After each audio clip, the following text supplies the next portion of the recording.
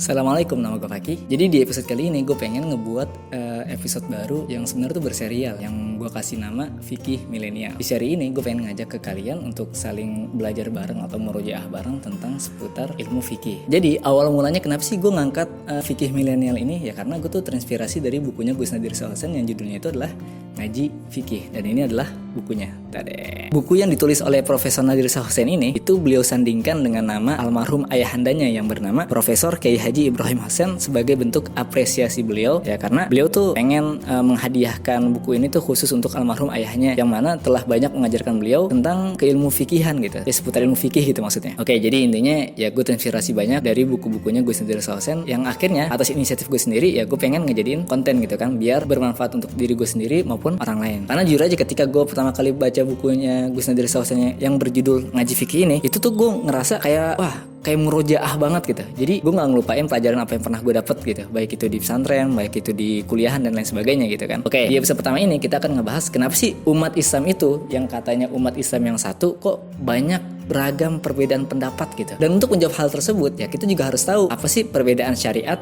dengan fikih. Karena kalau kita bicara tentang hukum Islam itu, ya hukum Islam itu kan ya syariat, sedangkan fikih juga bagian dari syariat. Jadi apa nih perbedaan syariat dengan fikih? Gampangnya gini, kalau syariat itu berasal dari nas yang qat'i, sedangkan fikih itu berasal dari nas yang zanni. Oke, satu-satu kita akan ngebahas tentang nas yang qat'i. Nas yang qat'i itu ada dua segi, dari segi keberadaannya atau datangnya dan juga dari segi lafalnya. Kalau bicara tentang nas yang qat'i, Al-Quran itu dari segi keberadaannya atau datangnya itu bersifat qat'i as-subut. Artinya ya sifatnya itu pasti. Dari ayat pertama sampai ayat akhir itu semua ayat Al-Quran itu bersifat qat'i as-subut. Tapi gak semua ayat Al-Quran itu bersifat qat'i ad-dalalah dari segi lafalnya. Yaitu apa? Maksudnya itu qat'i ad-dalalah itu adalah yang tidak dimungkinkan adanya perbedaan pendapat atau penafsiran atau ijtihad lain. Jadi gampangnya tuh qat'i ad-dalalah itu yang gak mungkin ada perbedaan pendapat, pasti semua tuh sepakat. Contoh kecil, misalkan dalam ayat Al-Quran ada ayat yang berbunyi aqimus shalah, dirikanlah salat. Di sini semua ulama itu sepakat kalau salat itu hukumnya wajib karena nasnya itu bersifat nas yang qat'i dan nggak ada perbedaan pendapat dalam hal ini. Oke, gampangnya begitu. Selain Al-Quran, hadis pun demikian. Dari segi keberadaannya, hadis itu bersifat qat'i al-wurud. Yang mana qat'i al-wurud itu adalah semua hadis yang mutawatir. Tapi nggak semua hadis yang mutawatir itu bersifat qat'i ad-dalalah. Yang mutawatir di sini tuh maksudnya tuh kedudukan hadis yang mutawatir, karena kan selain mutawatir kan ada kayak hadis ahad, hadis masyhur. Oke, jadi gampangnya itu dalam memahami nas yang qat'i ini, Profesor Nadir Shalsen tuh ngebuat bagan kecil yang mana yang disebut qat'i as-subut atau qat'i al-wurud itu semua ayat Al-Quran dan juga semua hadis yang mutawatir. Sedangkan qat'i ad-dalalah itu tidak semua ayat Al-Quran dan tidak semua hadis yang mutawatir. Oke, sampai sini gampang kan?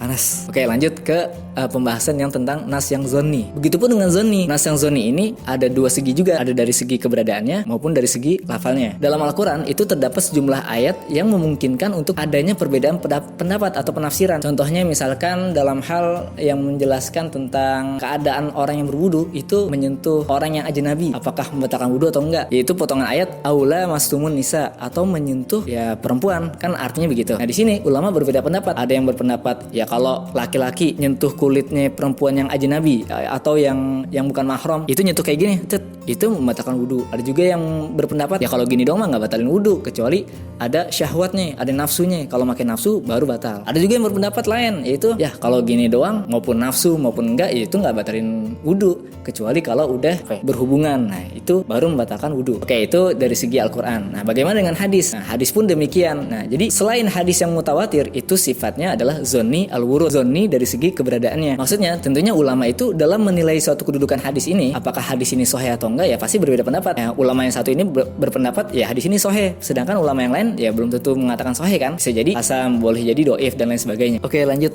Aduh, gerawat panas banget ini. Dan selain dari segi zonni al-wurud itu banyak juga hadis yang mengandung zonni ad-dalalah dari segi lafalnya. Ya jadi nggak diherankan kalau adanya peluang semakin besar dalam perbedaan pendapat itu dalam memahami suatu kedudukan hadis dan juga isi kandungan hadis tersebut. Ya kalau mau lebih gampang lagi ya masih sama gue ngerujuk bagan yang dibuat oleh Profesor Nadir Shalsen, yaitu zonni al-wurud itu adalah selain hadis yang mutawatir. Sedangkan zonni yang adalah itu adalah lafal dalam hadis yang mutawatir dan dalam hadis yang lainnya. Nah dalam hal ini ya hadis masyhur, hadis ahad. Oke, biar gampang lagi di sini Profesor Nadir Shalsen itu ngasih contoh yang mana kalau syariat itu berasal dari nas yang qat'i, sedangkan fikih itu berasal dari nas yang zonni. Contoh yang pertama itu misalkan ya judi itu haram. Nah ini adalah nas yang qat'i dan ini adalah syariat. Nah, bagaimana fikihnya? Fikihnya itu apa sih yang dimaksud judi itu? Apakah lotre juga termasuk judi? Dan dalam hal ini ulama banyak yang berbeda pendapat mengenai unsur apa saja sih yang dapat mengatakan itu termasuk kategori judi. Contoh lainnya lagi tentang kewajiban menutup aurat buat laki-laki maupun untuk perempuan. Ini adalah nas yang qot'i dan ini adalah syariat. Nah, fikihnya itu adalah batas aurat laki-laki dan perempuan itu dari mana ke mana sih? Apakah rambut perempuan juga termasuk aurat? Nah, makanya nggak heran kalau ada golongan yang meributkan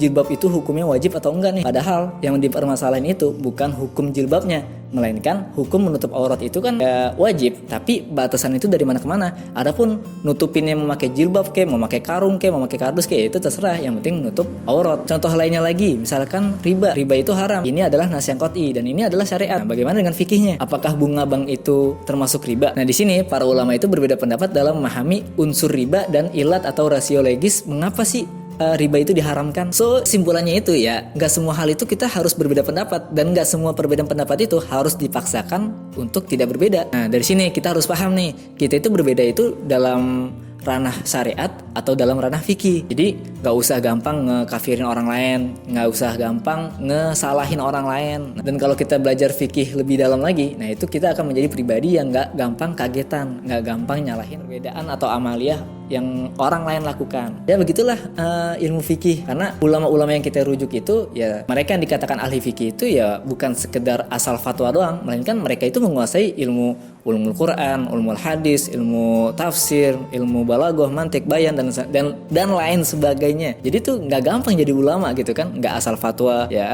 kita ngerujuk ke ulama tersebut ya apa ya? Ya bener-bener bukan ulama kaleng-kaleng gitu. Ya jadi kalau misalkan banyak perbedaan pendapat yang kita temukan itu ya nggak usah kita ributin, nggak usah kita kagetan, karena ya yang namanya ranah fikih itu ya memungkinkan banyak penafsiran atau ijtihad yang lain gitu. Karena dalam memahami hukum Islam itu ya nggak sembarangan ngelihat terjemahan terus akhirnya langsung ngasih fatwa, ya enggak. Karena ulama-ulama kita itu ya nggak sekedar ngasih asal fatwa gitu, karena mereka juga menguasai ilmu ulumul Quran, ulumul hadis, ilmu tafsir, ilmu balaghah, mantik, bayan dan lain sebagainya. Jadi ya jadi ulama tuh nggak gampang gitu, bukan kaleng-kaleng. So semoga dengan adanya episode kali ini ya kita tuh semakin terbuka, semakin nggak kagetan, nggak gampang nyalahin, nggak gampang ngebid'ahin orang lain gitu, apalagi sampai ngenyesatin orang lain gitu. Oke, mungkin itu aja episode kali ini, semoga bermanfaat. Nah kalau misalkan kalian itu ada yang mau request episode selanjutnya itu kita ngebahas tentang apa nih, fikih tentang apa nih, bisa ditulis di bawah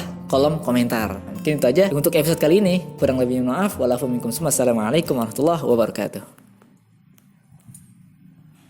Ini BTW gue lagi di mana ya, perpustakaan sekolah Mardotilah. Lagi sepi men, gak ada orang. Oke, bye.